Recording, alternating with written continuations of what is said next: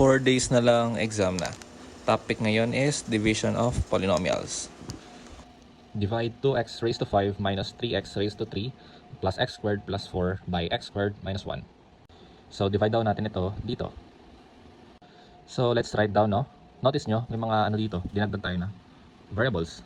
So, bakit? Notice nyo dito, meron tayong kulang na degrees, yung 4th degree, tsaka yung 1st degree. So, nilagyan natin sila ng variable. Pero 0 yung kanilang coefficient. Ito sila. Yan. Dinagdagan natin. Ngayon, at nadagdag na, pwede tayo mag-divide.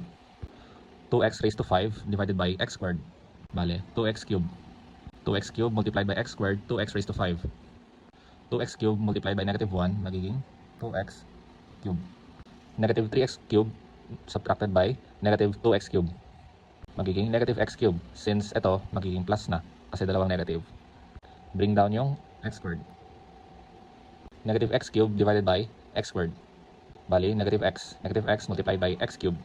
Negative x multiplied by negative 1, positive x. So, hindi ko siya nilagay dito kasi hindi naman sila parehas ng term. Bawal mo sila masubtract. So, bring down mo lang ito dito. Itong x squared and x, since ito cancel out na. Bring down x squared, since may negative dito, negative x siya. And bring down na natin din si 4. X squared divided by x squared, 1. Multiply, 1 multiplied by x squared, 1 multiplied by negative 1 pa rin. Cancel out na to, negative x, bring down. 4 subtracted by negative 1, magiging cancel out yung negative sign and magiging add. So, 4 plus 1 is 5. Since bawal natin ma-divide ito dito, ito na yung ating remainder. So, our answer would be ito and yung remainder na to. So, bali 2x cubed minus x plus 1 plus negative x plus 5 over x squared minus 1. So, yan. We can also write this as 2x cubed minus x plus 1 subtracted by x plus 5 over x squared minus 1. Bali, negative x plus 5 pala ito dapat. Tapos ginawa natin negative x minus 5 over x squared plus 1.